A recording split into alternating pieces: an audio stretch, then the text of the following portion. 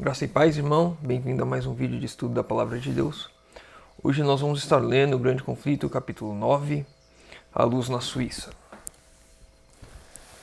Na escolha dos instrumentos para a reforma da igreja, vê-se que Deus segue o mesmo plano adotado para sua fundação.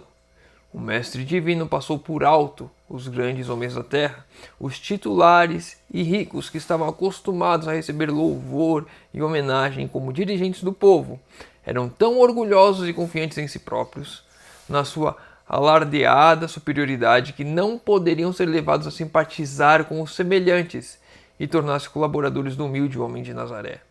Aos indoutos e laboriosos pescadores da Galileia fora dirigido o chamado. Então nós vemos aqui que da mesma forma como Deus conduziu a obra no início, quando lá na Galileia reuniu os pescadores, ele vem conduzindo a reforma da mesma forma, vem conduzindo os membros, os filhos de Deus, da mesma forma, aqueles que deveriam estar à frente, aqueles que conseguem se simpatizar com seus semelhantes, aqueles que conseguem ter empatia, se colocar no lugar do próximo, aqueles que não têm a confiança em si próprios.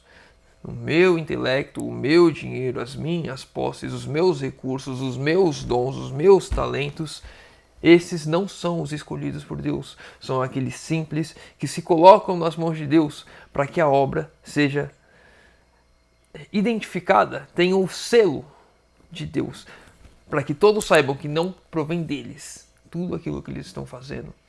Quem diria que os pescadores fariam tudo o que fizeram? Evangelizariam o mundo daquela forma, converteriam tantas pessoas?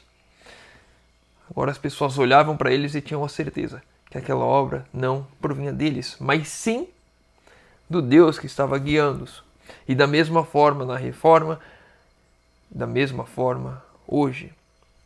Se nós somos soberbos, temos confiança em nós mesmos, naquilo que nós podemos fazer, nas nossas habilidades, nos nossos recursos, então iremos fraquejar, não seremos aqueles que irão levar a obra do Evangelho adiante, apenas aqueles que colocam a sua confiança em Deus e confiam que Ele vai abrir os caminhos, é que assim o farão.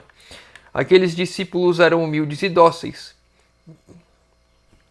Quando menos houvessem sido influenciados pelo ensino de seu tempo, quanto mais êxito poderia Cristo instruí-los e habilitá-los para o seu serviço.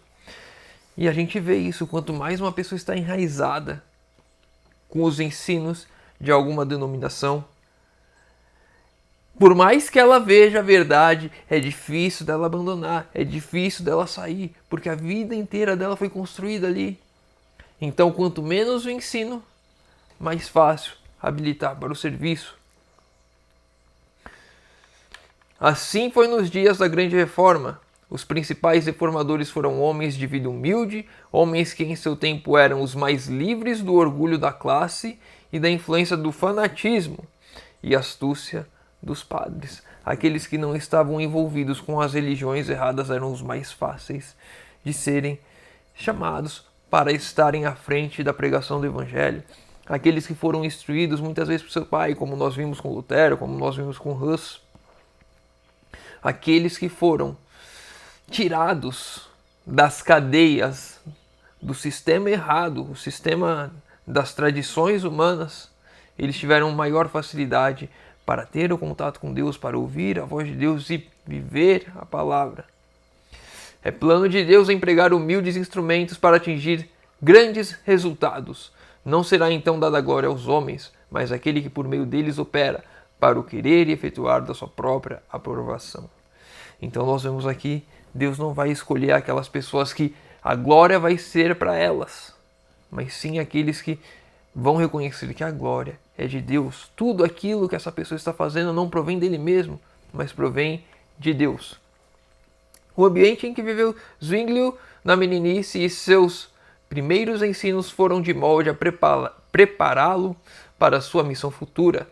Criado entre cenas de grandiosidade, beleza e solene sublimidade natural, seu espírito foi logo impressionado com o senso de grandeza, poder e majestade de Deus. E a gente muitas vezes vê as coisas, a gente estuda a palavra e não consegue ver aonde está Deus falando que devemos abandonar as grandes cidades. Aqui nós vemos na vida de Zwinglio exatamente isso. Ele foi criado afastado das cidades, contemplando a beleza da natureza, a grandiosidade de Deus, e ele percebia quão grande é Deus, a majestade de Deus. E isso o tornou mais fácil o preparo para a missão futura.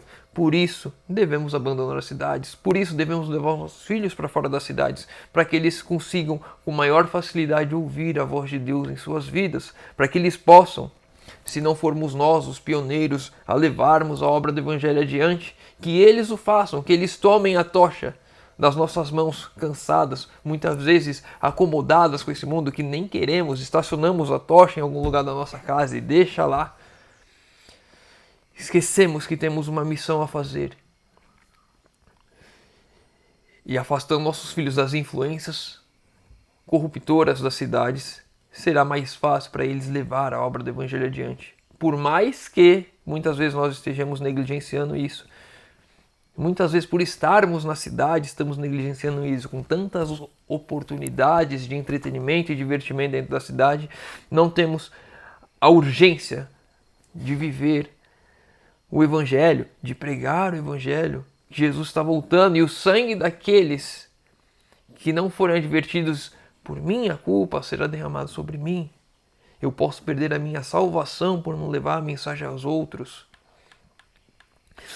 Os dominicianos de Berna viram que se pudessem ganhar aquele talentoso jovem estudante, conseguiriam tanto proveito com honras, sua idade juvenil, sua natural habilidade como orador e escritor e seu gênio para música e poesia seriam mais eficientes do que toda a pompa e ostentação para atrair o povo aos cultos e aumentar os proventos de sua ordem.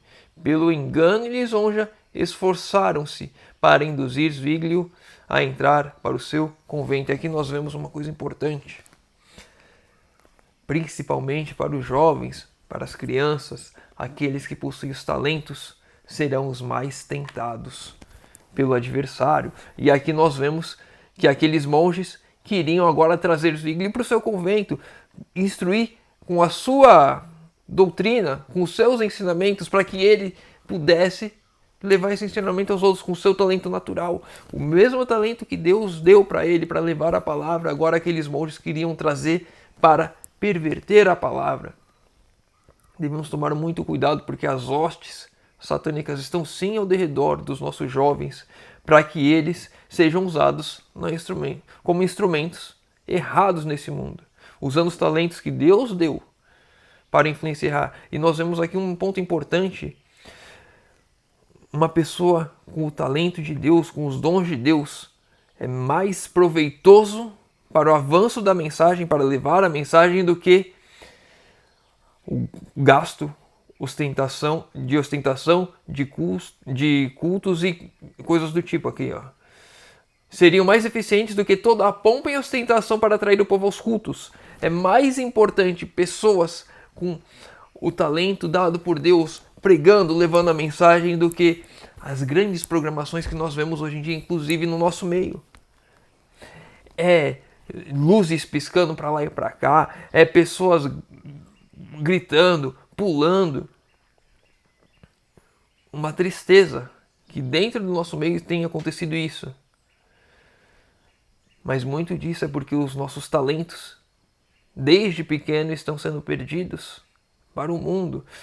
As crianças não estão tendo o ensino como deveriam, para que quando crescessem fossem esses líderes a estarem à frente com a mensagem que deve ser pregada e vivida e falarem com eloquência, com firmeza. E aí, para atrair pessoas, a igreja vai tentando trazer os elementos do mundo errado, sim, errado. Mas faz isso muito porque os nossos talentos estão sendo perdidos para o mundo. Não é justificativa, mas é uma das explicações. Quanto mais pesquisava as Escrituras, mais claro aparecia o contraste entre as verdades e as heresias de Roma. Então aqui nós vemos claro, o Zwingli começou a estudar as escrituras, ele viu o contraste, o que é certo e o que é errado. Os contrastes entre o que a Bíblia dizia e o que a igreja romana dizia. Ele se submeteu à Bíblia como a palavra de Deus, única regra suficiente e infalível. E assim eu e você devemos também nos submetermos à Bíblia. A única que deve ser a nossa regra de fé, que deve nos conduzir, que deve nos preparar, nos transformar. Ela é infalível. Viu que ela deveria ser seu próprio intérprete. Aqui outro ponto importante, que eu já comentei em vídeos recentes. A Bíblia se interpreta nela mesma. Não é eu, ser humano, falho, que vou interpretar a Bíblia. É o próprio Deus que vai me explicar o que ele quis dizer. Não ousou tentar a explicação das Escrituras a fim de sustentar uma teoria ou doutrina pré-concebida. Ou seja, alguma coisa que eu já tenho na minha cabeça, eu vou pegar as Escrituras e tentar justificar aquilo, tentar explicar aquilo. Que era o que os judeus, os fariseus faziam na época de Jesus. Eles não viam que o Cristo viria humilde e iria sofrer, como diz lá em Isaías. Mas eles que estavam já vendo o Cristo glorioso, que iria trazer a libertação, a redenção, a salvação. E eles esperavam, sim, isso, mas aqui nessa terra, e não no porvir, como será no segundo advento, o qual nós estamos pregando hoje, que Jesus virá. Mas mantinha como seu dever aprender o que constitui os seus ensinos diretos e óbvios. É o nosso dever, assim como ele entendeu, deve ser o nosso dever também entender os ensinos diretos e óbvios da palavra. Coisa simples, como diz, não devemos comer tal coisa. Está lá, Levítico 11, não deve comer carne de porco, peixes de couro, isso daí são proibidos. Não é nem que são permitidos, são proibidos. Mas muitas vezes, e muitas denominações olham para lá, não, isso aqui é passado, Jesus morreu, e aí pegam textos e tentam explicar as suas doutrinas para trazer uma religião, qual foi o termo que a gente usou? Uma religião popular, para que todos possam entrar e todos possam fazer o que quiserem, cada um satisfazer a sua própria vontade. E assim o mundo vai se perdendo porque não olha aquilo que diz a palavra, mas sim as suas próprias vontades. Por muitos ouvintes, esses ensinos não eram aceitos. Mesma coisa hoje. Os ensinos que pregamos muitas vezes não são aceitos dentro da igreja. Pessoas rejeitam dentro da igreja a mensagem. Misericórdia de nós, Senhor. Era-lhes amarga a decepção dizer-lhes que a sua penosa jornada fora feita sem proveito. O perdão que livremente lhes era oferecido por meio de Cristo não o podiam compreender. Estavam satisfeitos com o velho caminho para o céu, que Roma lhes indicara. Recuavam ante a perplexidade de pesquisar qualquer coisa melhor. Era mais fácil confiar a sua salvação aos padres e ao Papa do que procurar pureza de coração. Por que eles rejeitavam os ensinos de Cristo? Porque era mais fácil eles continuarem com seus pecados, continuarem pagando indulgências, continuarem fazendo as suas procissões, as suas caminhadas, o seu martírio. Era mais fácil isso do que buscar pureza de coração, do que buscar uma conversão genuína. Queriam pagar pela sua salvação, queriam pagar pelo seu perdão, mas não queriam se arrepender verdadeiramente, queriam continuar cometendo os mesmos erros, os mesmos pecados. Outra classe, entretanto, recebia com alegria as novas declarações da redenção por meio de Cristo. As observâncias que Roma ordenara não haviam conseguido trazer paz à alma, e pela fé aceitaram o sangue do Salvador como sua propiciação. Muitas pessoas faziam aquilo, pagavam as penitências, pagavam as indulgências, subiam as escadas de joelhos, peregrinavam de lado para o outro e não encontravam a paz, porque a paz só provém de Cristo. É Cristo que dá a paz.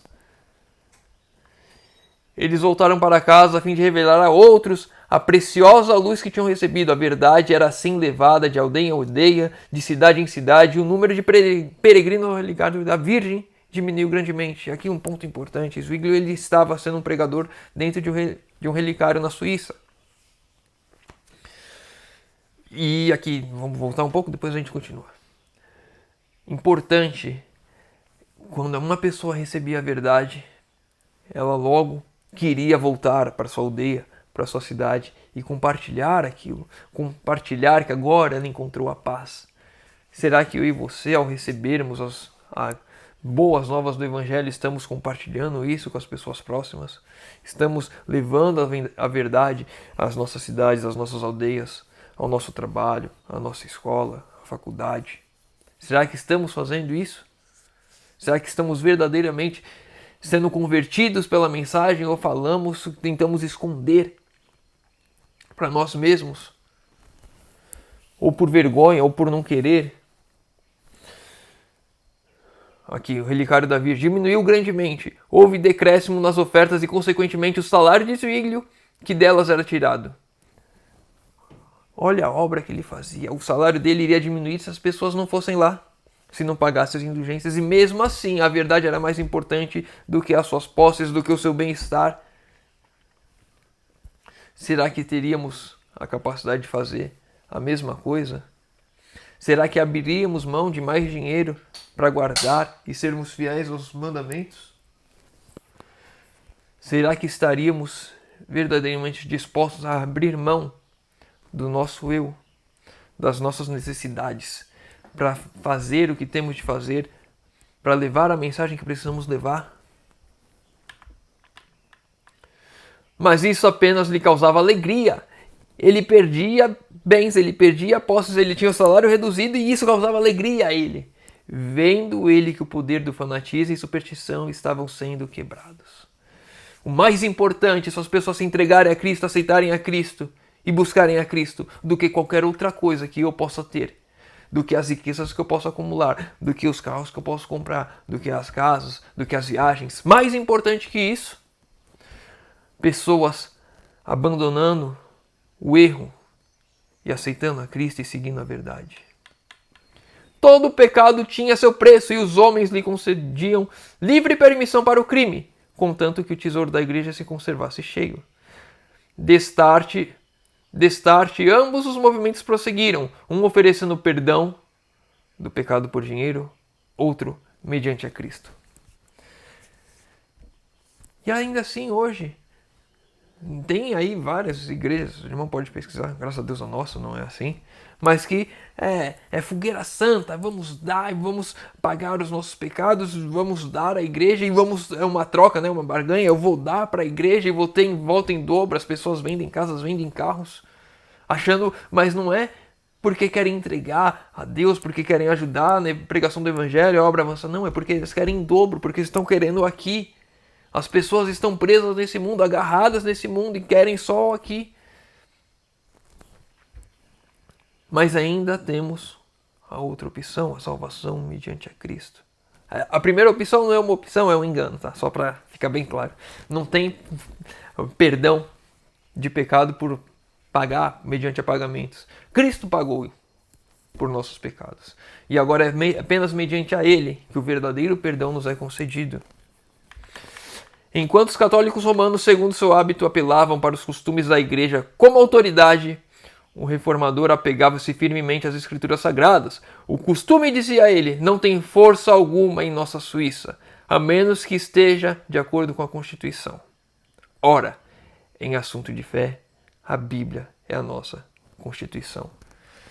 Os costumes da igreja, aquilo que a igreja faz, aquilo que os líderes religiosos estão pregando, aquilo que o pastor está falando, aquilo que o ancião, aquilo que quem quer que seja está falando, só tem validade se estiver de acordo com a Constituição. E a nossa Constituição é a Bíblia, a Constituição do céu. O lugar a qual pertencemos, o local aonde queremos ir, onde queremos morar. A salvação, a eternidade nos aguarda, mas se estivermos colocando os costumes do mundo acima da lei de Deus, da palavra de Deus, então é como se estivéssemos rasgando a Constituição, como se estivéssemos verdadeiramente abdicando do governo de Deus em nossas vidas e escolhendo o governo desse mundo.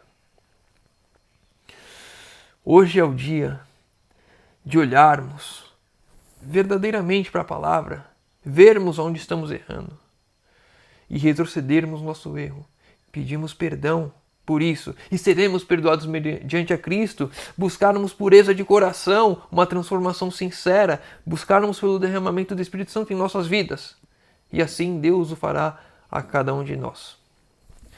Vamos encerrar por aqui. Se o irmão ficou com alguma dúvida, deixa nos comentários. Se o irmão quer comentar algum outro ponto do livro, desse capítulo 9, deixa nos comentários. Pede de oração nos comentários, que eu vou estar orando por todos. Convido os irmãos que puderem fechar os olhos para falarmos com Deus. Senhor Deus, Pai amado, obrigado, Senhor, porque mais uma vez temos a oportunidade de abrir a Tua Palavra e de estudar. Pai querido, te pedimos, Senhor, por favor, venha trabalhar em nossas vidas, Senhor amado. Que possamos olhar mais a Ti, Senhor, que possamos nos apegar a Ti, possamos olhar a Palavra e ver aonde estamos errando, Senhor. E apenas com o Senhor nos interpretando a Tua Palavra, nos mostrando o que o Senhor deseja de nós, assim faremos, Senhor amado. Pai, te pedimos forças, porque muitas vezes estamos presos aqui nesse mundo, mergulhados em algum pecado, ou agarrados com os bens aqui nesse mundo, com as coisas do mundo, Senhor amado. Por favor, Senhor, corte as nossas raízes desse mundo, Senhor amado. Que possamos criar raízes na Tua Palavra, raízes no céu, Senhor. Te pedimos isso, Senhor, em nome de Jesus. Amém. Meu irmão, fica com Deus e que Deus te abençoe.